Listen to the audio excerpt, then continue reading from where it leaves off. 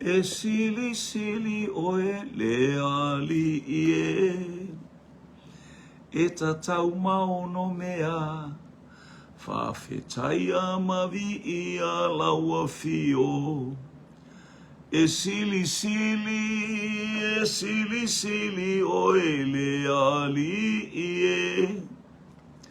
E tatau maono mea, whaawhetaia mavi ia o laua fio.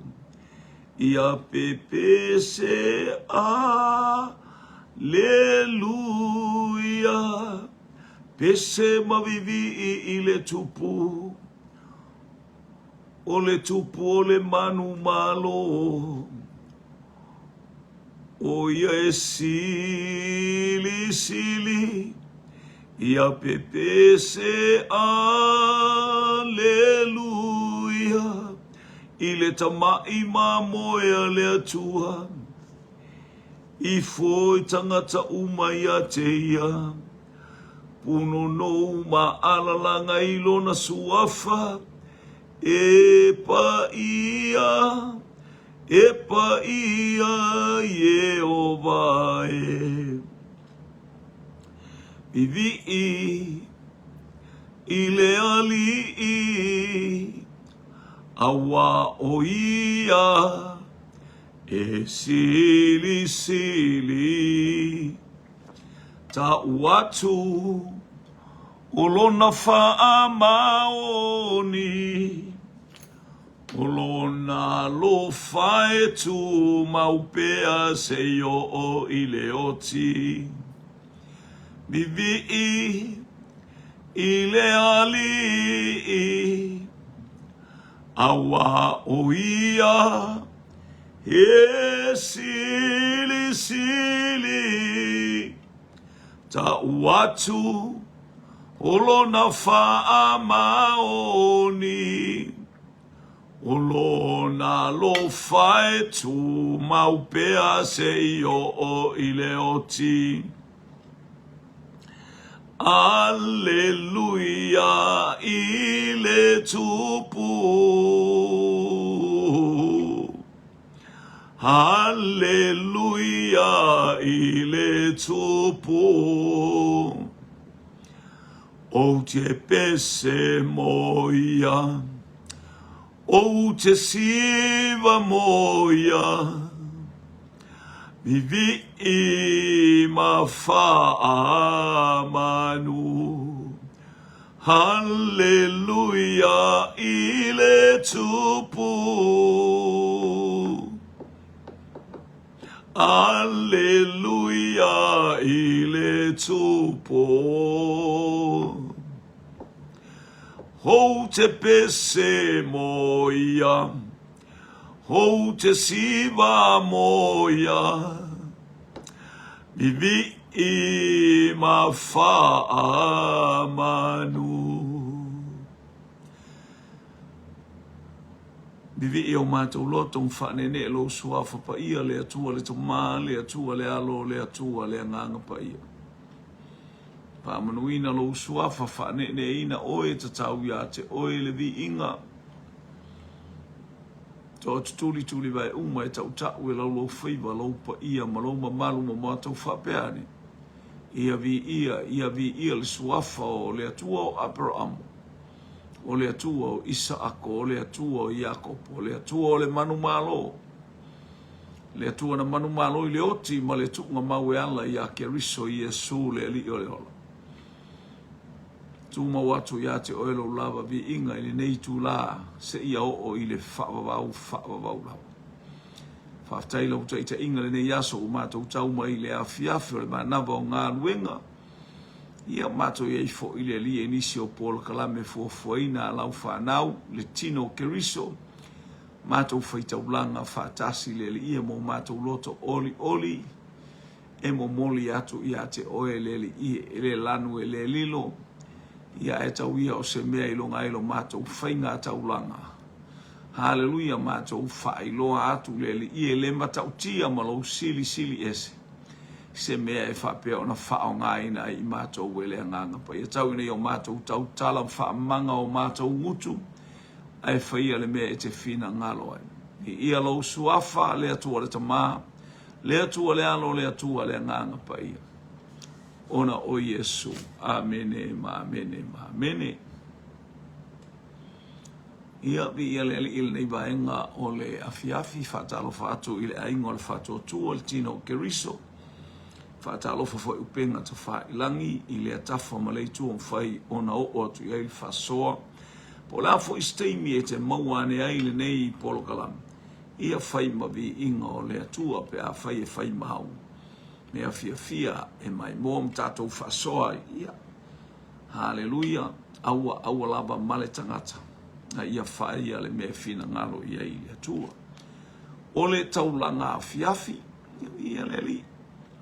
Tātou wanga e mai teimi o tātou taulanga afiafi. Teimi e whamanua i o tātou loto. A vi inga i le na ia whai le taulanga o taulanga. Na ia saunia mea uma i lunga o le sātaulo. Na tanumia ua toe whatuina i le atua i le manatele o le atua o lona suafa o Yesu Keriso. Abatu ia te ia le vi inga. O le tusi fia whasoa i nei a fiafi i talanoa mai tusi lea a Filemoni. Toi ina o Filemoni, talanoa i a Filemoni le mata upu. Ia ono o le tusi lea tasi a le tusi a.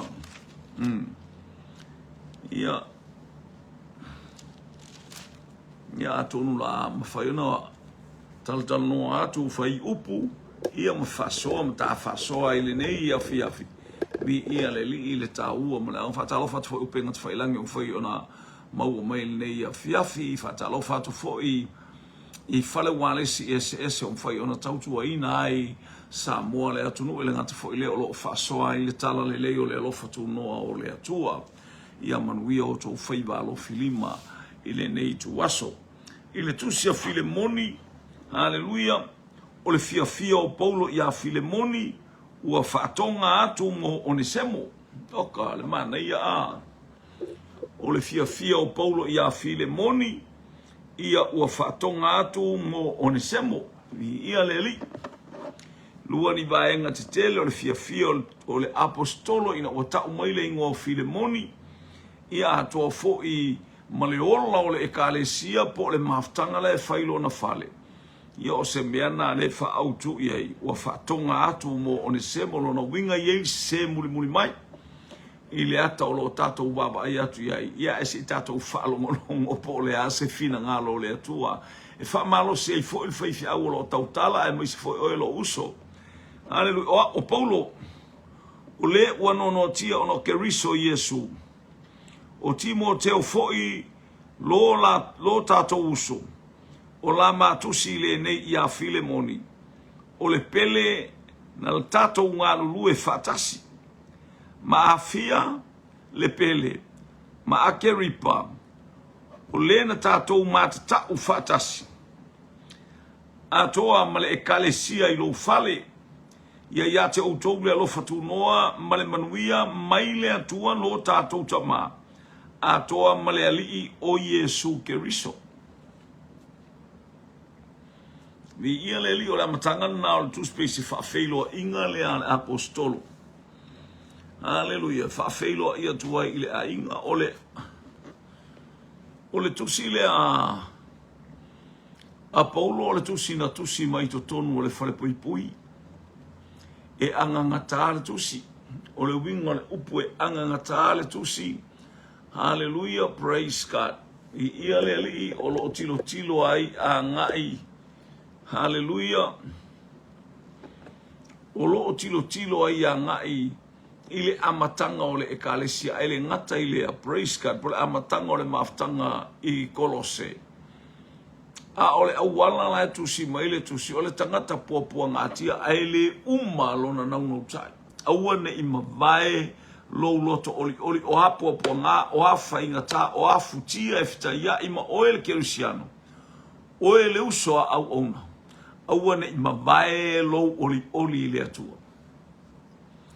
Io leo tātou whalo mātu le le tala tusi pa ia, o le tusi mai e Paulo. O Paulo, o le ua no tia, ona o keriso Yesu. O le mafuanga lea, o le saisai o Paulo, po le no tia o Paulo, po le fale pui o le au. Ona o le suafa o le tangata ingoa ia Yesu keriso le ali ima le faola e to tasi o itato. O ia le olo ona molimolia le feau e winga ia keriso Yesu. Pei o le tele o tusi o lo ia moli mawai e winga o le mata upu i le sataulo o le tangata na fa sataulo ina. Ua fatula ia e le atua ilona mana tele.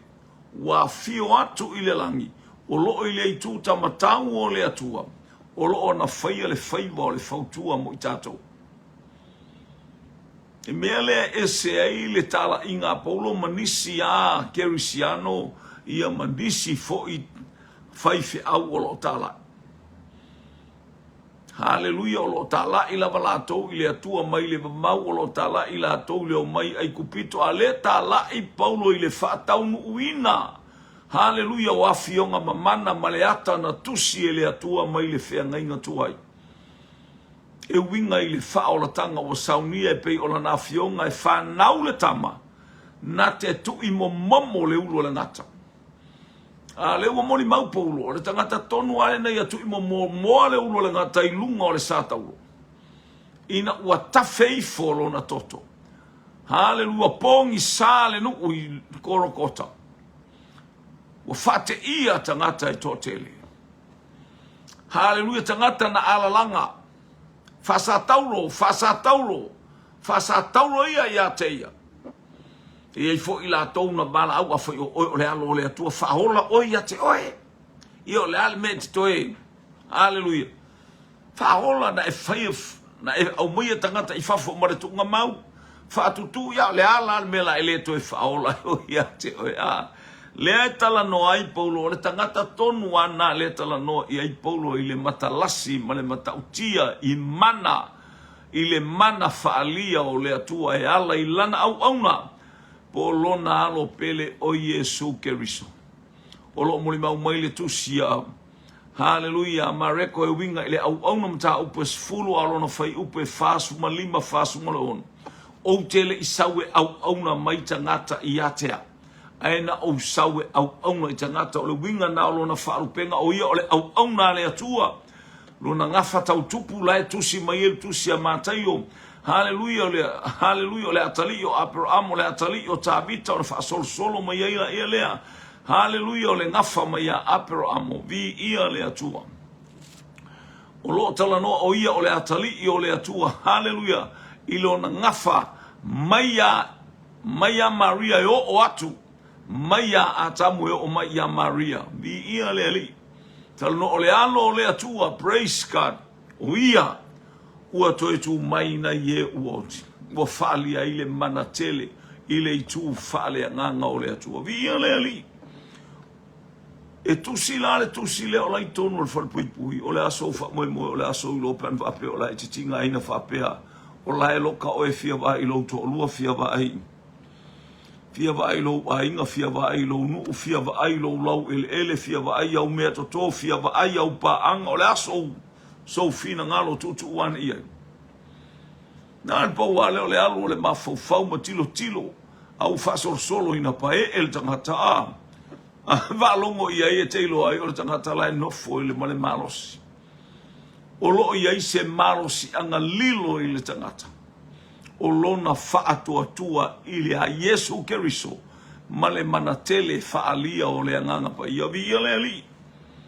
no tia no keriso o Timoteo fo i lo tato uso o la ma tusile ne ia file moni no winga tusile o la i Timoteo i oile ile taimi le na tusima ia na tusile ia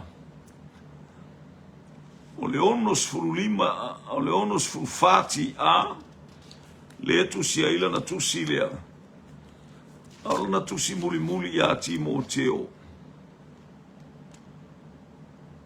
praise God ono se furulima mi ia leli praise God No winga ele ia se mamaulo no winga il te mina sia sia Timoteo ele yo ole o tiapo. O lama tusile ne ia Filemoni o le pele na tatou ngā lulu e whaatasi. Ma fi ale pele ma Akeripa o le na tatou matata u whaatasi. A toa male e kalesia i lou fale. O le tusi le patino a le tusi ma le atresinga o le tusi. I le whaatalo whaatu i a Filemoni. O le whamai o le na tatou mafuta whaatasi. E le i tala ia e Paulo Kolose. E te le whalongo i tala inga Paulo o tala noa i a Kolose. Ai ona o i la tou saito tono o Efeso. Tau lia o nuu a toa nei e si o mia Efeso. Le iei e kalesia e fitu o lo i tonu na tusia i Ioane i le tusia whaalinga. O tangata uma nei na o i nga whaatia le whainga malanga po le tau mo whai o tangata e la tau te whasiotia pe la tau te tuipala i a Paulo. A o whaalongo longo i ei tangata nei ma le mata tau tele ma le alo lofa. Namba ai ei Paulo i tangata nei aele i asi ai po o whaatu wai se ekalesia. Pau wale o le ekalesia na whaatu i to tonu o asiaiti. O le ekalesia i Efeso. Ai ano a inu unanga i atu ma whaalongo longo. Na hanga i atu a o iei Paulo e lua tausanga ma le afa tausanga sa iei Paulo i to tonu o Efeso. O le tala le a Paulo. I ia le li. Hallelujah. Ona loi mata e le matu i le ao ma le po aisea i le whailo atu. O le tala le lei e winga i a Yesu Keriso. Hallelujah. Ma ia o ese mai nisi ma ainga whapaupau ma le ifo i tupua. Fo i ma i a Yesu Keriso i o le li i e totasi ma le whaola e totasi. Wa whasino i ai le mana o le atua. O le na manu malo i le oti ma le tunga mau. Hallelujah. O le na toi whatuina e le atua. O le whaola tanga na mo tangata uma le o le mena le tusi na wa falo mo tu po wa faile ka le siel falo le ainga ai falo mo ngo to foi se ka le siel o le aileni hallelujah ma fu angale na o ile au so o Yesu ai sau Yohane fa ia Yesu teacher master there's someone hallelujah taking a healing over there praise God. Ola e whai whamarolo ngartangata i ole. He preached the gospel over there. Ma Yesu. Aua tau te whamai. La mata ua ta ofi. Mata ua ta ofi tangata la. Mata ua e whai e lese. Ma Yesu aua. Aua tau te whaia. E uina tātou leile tino. Aolo tātou mafuta i lea nganga e tasi. O le ngā luenga nā le whatou te o e whai. Ai wina leo ia te tātou ale ova o latou whatua tua ma tātou lea. Leo whatu po ta malo lea. Le iei le ngā luenga ta malo lea. Ua sawa ia whaila nā o ngā tuspa ia ilona whale. O mai iei le awalia o hawhia. Ioe le awalia le tau mai. Hallelujah o hawhia le pele. Maare kipa.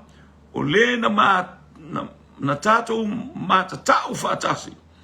A toa male e kalesia i lo fale. Na ala wali ia sa mafuta. Ale watusi mai Paulo. Wa tā mai aio na lo faanga. Wa mai aio na sa afia finga. Wa mai aio na langona faatupu manatu. Ilea. Ina ia langona ele e kalesia ele o tu lafo ina ila tau le tatalo ale apostolo. Iai le wha moe pe alato e iai le aso e asi ma iai le apostolo iai tato. E uina ele i asia ele apostolo e tasi le e kalesia pe iona u whailo ia te oe tasi le e kalesia saito tonu. Hallelujah. Nao le kalesia Efeso. Tasi fo i le lotu i Efeso ma asia iti atoa. O le lato alanga sili le tiana i Efeso. Fa mai o tiana i Efeso o le atua na paui foi le langi pe o mo meu fetu foi ai o pita Jupiter ia ona o atua na lea e taltonu i whamoi o seu ma Apollo i o atua na o ingoana o atua o ingoana o pāneta na whamoi na to ulu mai le langi lea e matuata li tonu i ai nei tangata whaalonga mai Paulo ua whaile lotu ua talatala noa ma ua tupu a e ese le mau popo e ese le loto fatasi Haleluia, ma le lato faife aule o le tamaititile e pafara. Vi ia le li ea o amai oi. Faina e faia se mea whapea o le whapotopoto talatala noe o loa e usia se apa. Peto te a fiafia le whaupia. A fiafia il tanoa ava ma le kaunga nguku. A fiafia il tosole ili. Haleluia. Fasoa atu mea sise, fasoa atu mea leanga. Mui ane lea, se mai le no fono fonga lea. O lele wa failea o ngatu spaia. Haleluia, le pe onista ngata pe se sau se fai au, se sau sta ngata poto se sa. Na maua le fale no foi tama ia. O le fale o le toi inga ingo ia Filemoni. Fai loa ma le polo kalame. O amai oe. O amai oe. Tem fai nai fati noa se me tatou tem fai fati. O kauka se fati noa ina te loa. Ele alu ese mafofonga o le ali o oe o lo e taula mua haleluia talatala noa mo lo lua o mai sfafine to talatala noa o tu le mele o fale langa tala noa ya me se ele tala noa ele vi inga o le atua ai talatala noa ele va pesole la unga la fi e se lo fi falo longo ile kala lenga i oi ne ai nei lo ka mai ka lenga savarian ia Nai lo me ngala dia ngala ku mo wa ami esa wo po fer kanga mele na o tala le anga tala le faina mo se lo to fa mangalo na le tafla mono atu ile tangata mono a ile apito me se ma mele anga a ese le mana yo le tala ia Filemoni ele fatali Filemoni si Ele fatali Filemoni se istangata. Aleluia. Ele fatali Filemoni i se istangata. Aya, na ia fatali tali atu ile atua ma na whaamanuianga. Ele leile atua i taimi umala. Praise God.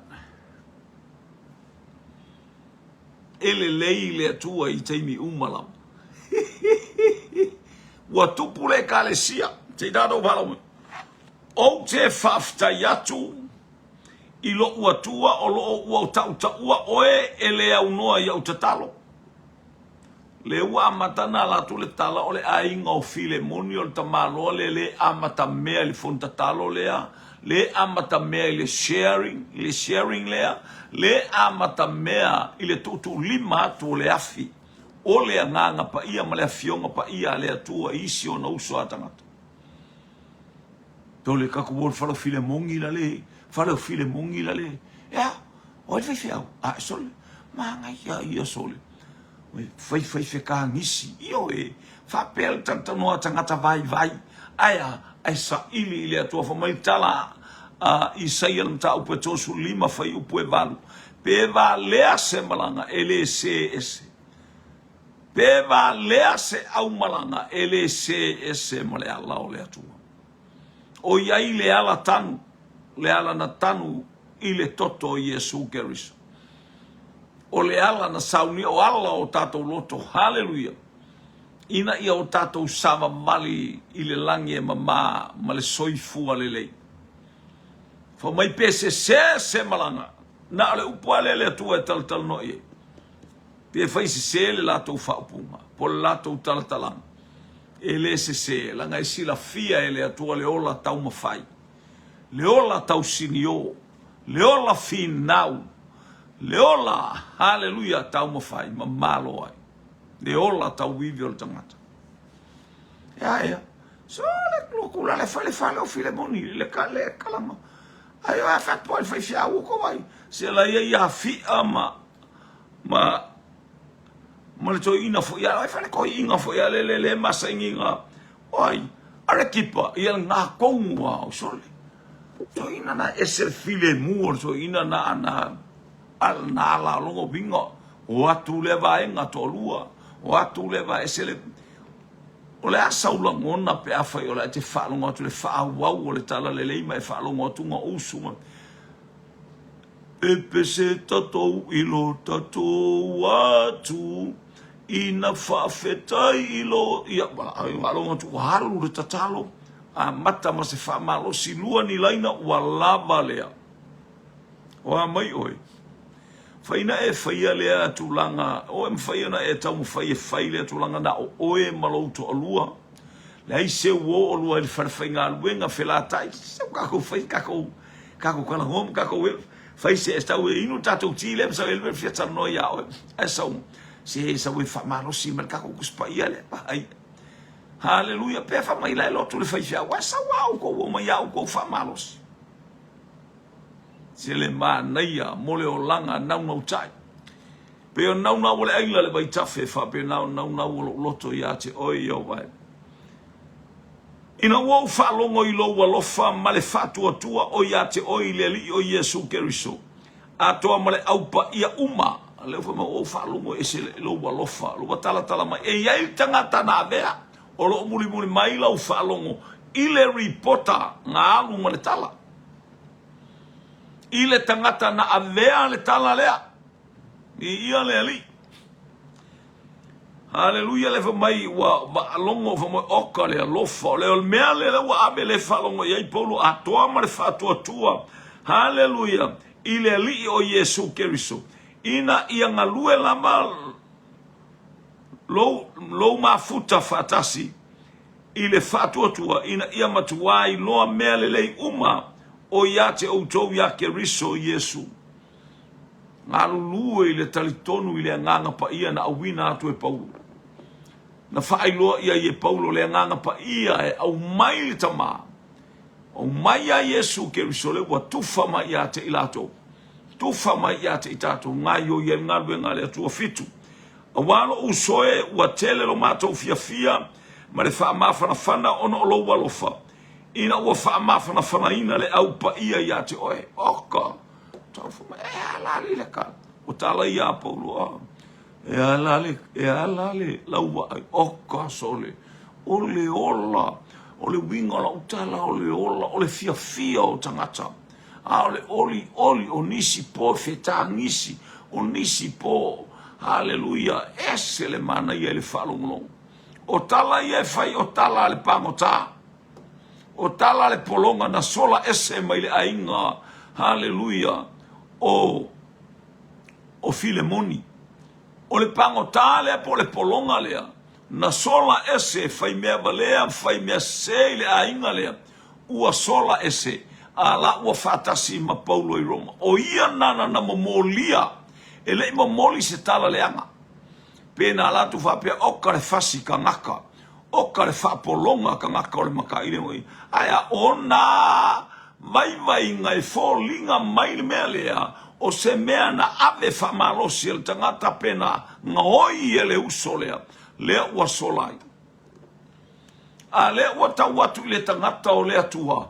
Haleluia, ua whaima me oli ei tangata o lea tua. Ina ua maua atu se tala e winga i le tala le leia lea tua o loo i totonu o Kolosi. I loa lele i e Paulo o Kolose e lata ane i Efeso. Haleluia, wana i loa e iai tangata Kolose pei o le tangata lea o tamale o Filemoni, toi ina leo Filemoni. Ma tangata i e to luana i e taua o afia ma Keripa. Haleluia, tangata i ana maitau le ma aia Paulo a o iai totonu i.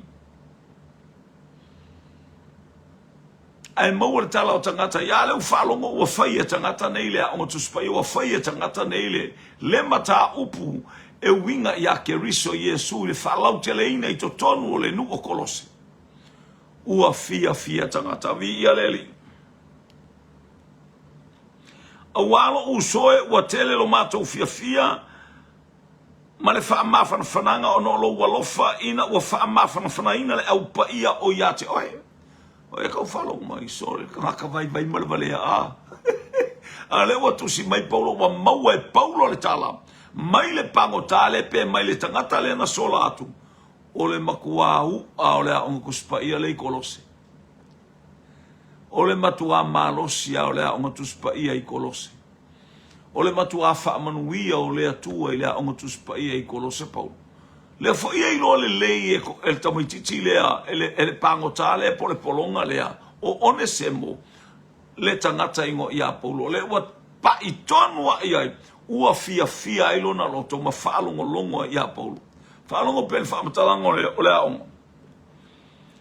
O le nei e ui lama ina ua ia te a ule pule lama mai ia ke riso e poloa ia tuai ia te oe i mea e tatau. Ai o te ai o iatu ona o le alofa. O a unei lama o Paulo le toi ina. O le ua noa tia nei foi ona o Yesu ke riso. Ona o le tala le leina e whaalongo ia te au. E iei le pule ia te au mai a ke riso mai le atua e whai ei ona o whaaso atu se mea mo whape atu le mea lea o le mea lea ma le mea lea. Aele o ia te au se nganga whapena re Paulo mea o te ai o ia te o le ua mata na whailoa e Paulo le la ngona lea au mai ia te ia e le o se command e le o se whatonunga aia o le ai o iatu. O lana ai o inga le taimi le aile o sana whatonunga o a whainga e whai ai le ekalesia o le a me whai le ekalesia no o le taimi le na a mata i e Paulo o na ame le whiau o le ai o inga i to tonu o le ekalesia ea o e ai o i le ekalesia o i eini mea o e manatu whaamau alalo ai mai luatu i le ekalesia ni i tatala loto le ekalesia i a whaamanuia. Haleluia le ekalesia po lo tau mo fai ai ui atu i awala tutua. Ma awala fa soli tu la fono ma awala yo wa ma fo ngo lo mana o ina ia ioe mai fai fiau ia ioe mai tangata ia utala ia fai. Ese le manai o le moli mau o le pangotale. O se mele o te manai ai o le moli mau o le pangota po le polonga lea. Lea wa sola ese i le lima tango ese, o te loa le lima tango ese. Le tangata lea. A wailanga o lana whaamatalanga a toa le peis mai ei le talanoa a Paulo. E le ai ma se talanoa ngā Paulo, o talanoa ai Paulo. Haleluia i stulanga whapea. Haleluia i winga. Paulo le mena i loa il pangotale, i ei se mea pe walu. File moni se mea. Ia ua oso ma se tupe po le ase mea na ia mea po se ofu, po se auro po le alava se mea tautele le fale o le atamalo lea na ese ma one se ma. Fala vai po se fulu. O te ai o iatu o e lepe no fai atu o le ai o inga a ele o se fatonunga e marosi. A le ai o inga, haleluia, o le loto wha mawalalo. O te ai o iatu o e molo watali o ne semo o le na fana wa au ai no a o no tia o mai Paulo na o fana wa tangata le to tonu le far pui mai o popo nga mau tinga ai na fana wa ele atua ya tau e ke riso ya tau ele nganga pa ia ya tau le tangata le nei ngo ya o ne semo ya o la wilo mai e Paulo e vatu le tusi a fai tau e Paulo a fai tau e Filemoni. Sale au ngā o ia te oe. A ole nei au ngā tele ia te oe a toa mau. Ia ufai atu. Ele ia au ngā ia te oe o le kaa. Tua o le whaalatalaitaina ia upu ia Paulo o malosi le kaa. Malosi le whai mea valea, malosi le ngaoi, malosi le kilo i mea se. Haleluia. Ala ufa mai Paulo e ao ngā ia te awa. Le o mai o le tangata ia te ia. Na ia o ina ai le ala i le ola. Na ia o ina ai mata whaapa ia ina. Ia nei loa le mamalu o le atua. Ia wheoa i ma le mamalu o le atua i teimi uma. Wa i oe iai one semo. Vi ia le ali. Wana talia Yesu. Leo whai mai. Praise God. Toi whalongo mai le whai upulea. Hallelujah. Sale au ngā ia te oe. A ole nei au ngā tele ia te oe a toa mau. Ele iau ngā kamaro ngā palmeo ngau. A ole avenga ole upu. Ole avenga ole whiau. Sale au ngā ia te oe. Au au ngā ia te au a toa ma oe. Olona winga ole ola tanga lea ua saunia ele atua ele olanga one semu. Lea mā te whasoa ai. O te lo ua sili atu lea. Hallelujah. Ona fia fia ia ilo loto Filemoni. Poi bua sumar tolu. Na o loto ina ia taofi pea ia. Ia te ia mate no nofo ma. Ina ia fai mausui. Na te au auna mai ia te au i o unoa noa tanga. Ona ole tala lelei. Toi whaafonga mai. Na o loto ina ia taofi pea ia mate no nofo mau. Ina ia fai mausui. Na te au auna mai ia te au i o unoa tanga. Ona ole tala lelei. O mea uma o lotu tupu ia te au le tala lelei romanei. O se tangata lea e fai ma whaamanu yanga ia te au. E alu e fai se whatau. E alu ma se whiau i whea. E alu ma le tusi i whea. E alu ma le tusi i whea. Praise God. E au ngā tele le tangata ia te au le ngā rue ngā le atua. Te i Filemoni. La le au ngā. Ai ona o le suinga o le olanga. O langa suia. O le olanga suia o le tangata. E au ngā tele ia te au. Ua te i Filemoni a i upu. O ni upu tatala ai lona whamoe moe ma lona loto. Pupula ona mata whale anganga ma ia tilo i le atua. E ese a whaia o ngā a.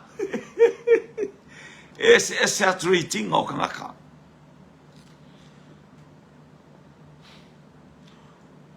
A o te le fia whaia se mea e tasi. Pe ale e tō mai sau pule. Ina nei pei o se mea ua whaatau ana wina lo wanga lelei mai. A ia whaia ma le loto. Hallelujah. For mai paulo e au ngā ia te au i o unoa tanga. A ole awala tonu a lea ele mawhaina tau fia i e paulo le tangata. Ona lai e tangata la e mawhatia lo na loto. Ona tamaititi lea. Ele ona fole lei fo el tamaititi le pe alu e whatau e te ua latu se mea te ua ma ai whaafuase ia Filemoni i Roma. O se polonga na te tau aveina e le lopo feo le whaatali atu paulo e le lopo fele be o tau lafia ne ai. A le lopo ua toso e leo po fita le teimi le pe vala au Filemoni. Fita whamole mole le ngaoi. E avea ia. A ole mana onga o paulo fa mai. Hallelujah. Ele ona o faima au onga. Ai o tele fai fa malo sia se me au no malau pule to mai e sele mana ia pa tu ua va no tangata e ona le atali e sau te lua mafuta. Tele o tatou te ia ua. Wala tu alta mai titino fo no fala metele to e fatali mai to e avea se tala il tangata. Sele mana io le connection.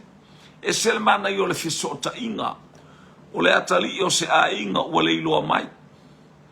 Le ua nofo ai lo fale maola i lo fale ua e fia alu e fai fia usulta au e fai popo usulta au e fai le maumanga usulta au tototi a pula. Io e ua e fia na lo walatu e ngungutu solo ai tangata se ola ukama leo.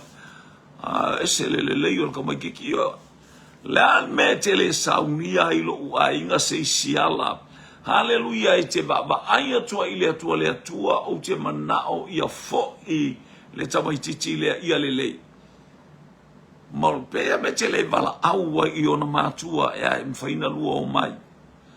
E mwhaina lua fisota i po le ale ma maupe nofo mai New Zealand, nofo atu Samoa pe nofo mai Amerika wa e loa le mea lai ai mātua. Ala me te le fisota i ai e ala. Hallelujah i le fatua tua i le suafo i Yesu Keriso. Na te tāpena ina o Keriso, na te tāpena ina se fisota inga. Fa mai o te mana o e tō mai saupule. Se i vanga nā ua tō mai saupule. lea ua utoe fa'afo i atu ai vai le uko wa kau fai se tato tuli mai apo le matautia o le fe'au taulongolongo mo oe moa le fe'au fa'asoa mo le atali'i ma le afine o le atua tele tamaiti ua molo aua isi ainga o teine fato ato iloa e ainga o feoti la me te aya o lo name o lo nofo polonga e pelonga e te leo tilo le polonga au i tato o tato iloa le afionga le atua mfasoa mai le atua i mea uma ua tato iloa atu haleluya le mafatianga la iai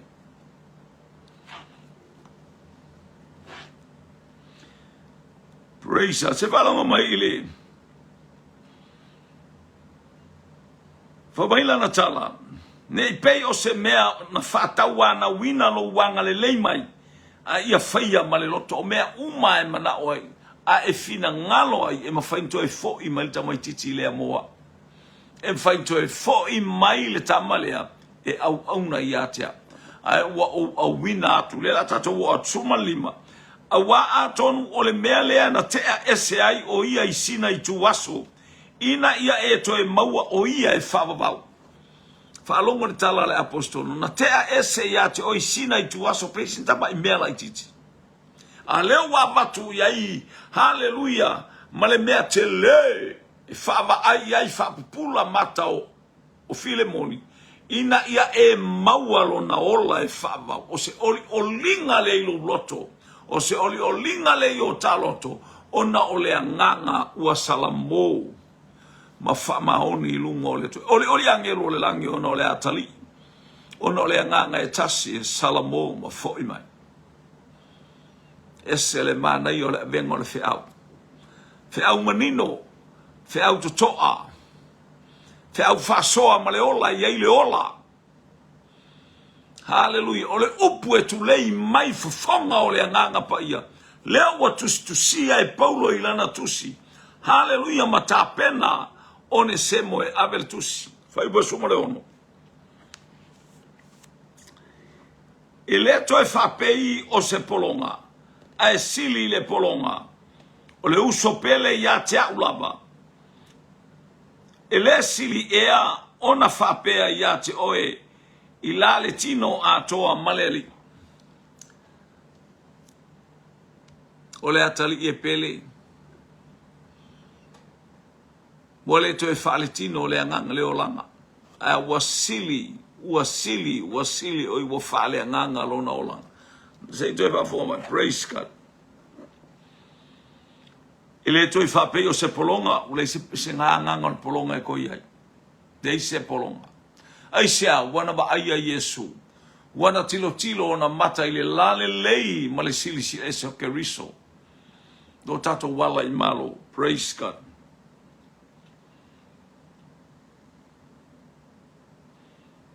O le nei a fai e te manatu ila ta wo ia e talia mai o ia pei o a ulava. A fai wa e talitonu iai ma e talia ma e to e talia. Ia e talia mai pei ona e talia o a ule tele o taimi o te afe atu ai lo fale. Ta te talatala noa ai lea taimi. Haleluya. Vi ia le ali. O le tala noa li taimi o le maftanga o whelwa i paulo i lantala inga. Ia po le fale lewa ai paulo le fale o. Filemoni se aso e Kolosia tua ina ia lewa elo e paulo e mawhaia le tangata le nfatu se lotu ele ilo e paulo e mawhaia le tangata lea ona o lona malosi le au mainga o le ekalesia pe on tatou talanoe le ekalesi o lo muli atu le ekalesia i Kolose sumarvan ea fai na ia angaleanga ia te oe po ua ia te ia sau mea ia e tuu mai lea mea ia te au. Ia lea waka o mai a whainga ngaleanga pe whainga ngasola ma se mea. Haleluya.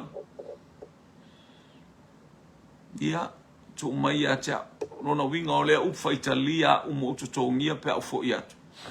Pe a oualu atu faitalia uma whaatumu mea uma na ave ese. Na ave ese le atari. Ai walama upuia ilunga Paulo nalu ese ia te oi sina taimi ina ia e maualo na ola e whaavavau. Ai sea wale to e sau o stangata polonga wale sau o se au na aya wa sau o le atali i le ainga wa pule. Ai sea wa tuuina ia te ia le pule ma le mana mai le langi e le anganga pa ia.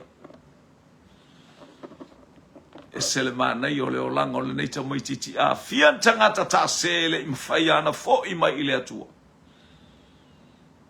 Mo leo whaen toi fo i mai le ainga. Fian tangata o vai pea. Hallelujah. Olo na loto wha maualunga o sola pea. Whalongo pe ia one se mo whai wasunga neipa. Oa ua Paulo, wa o tu siatu ilo ulava lima. O te tau yatu. Ai o te le whai yatu. E ta tau ona e tu ina mai oe lama i ate au. Ai mana o tau atu e file moni le tau o mea ua avese. Mea ua whaale angaina. Mea ua ngaoia. Ina ia au mai. O oe lama e te au mai i ate au le tau o nā mea. Ai o te le whai atu le tupe a watu. Ai o te whai atu a te o a mea tango e tau mai i ate au. Te abatu ia te oe tusa ma le mea na e mawhati ai ta mai titilea. E moni lo usoe se e whawhiawhia mai ia te au ile ali. I nā whaamawhana mai ia lo loto ile ali. Ia se whai mai sautala. O toi upu ia whai mai sautala i lale ali. Ta whia whaalongo atu i lo leo. Tape nā la wale ngā tusi ma le talitonu o le loto e whaamanuia mai le atua. Wa o tusi atu i atu e awa o te whautuaina awa o te whaatua i lo ngā wai mai. Wa o i loa e te whaia mea sili lama i mea o te whaia tuai. Ele ai whaina le sili aisia ua nuti mo momo le loto o le tangata. O ani mea ua avese o le toi fo i mai le tangata. Fo i mai ma le tala le whaife au o le tangata o le manuia. Whamanuia le loto o le tamalo. Ta elo tau mau whamanuia le loto i alo e tau na whamanuia ina lo loto. Whamanuia lo loto. Fo i mai wa e whalongo ina. Ne tala e winga i lona o langa o lo tupune. Ua fo i le ali i male oli male fia. Ua talia Yesu e whaimali i mawhaola. Ele tau whaatonua le o langa. E ala i tae au wana i loa me tau na whai o le o uli o lawa i te mi aile ngata i leo le vai atu fia e ta oto i leo stamai taatu o pe o le o langa whaatamai titi. E au fia e sa ili i le atua. Fia e whai taula na tuspe. Wana man tua le apostolo o i to tonu mo le whale pui Roma. Nā te talo, nā te mana tua lo na matai o Filemoni au wāle tau singa o le ainga. Nā te mana tua Filemoni, hallelujah, praise God, ma le loto wha mangalo i ate ia. Tasi fo i lea mea, ia e sauni se mea o te no foai. A wā o te wha moe, e tu ina atu au i ate outou, ona oa outou tatalo. Ia lewa a mai malona mana onga lelo oilo, ole nofo i o Paulo, ole usauni oti. Aola na tala lewa a mai eise wha marosi, ta pena ese mea o te nofo ai. Tātou te mafuta ona o nofo ai le i ate outou. Hallelujah.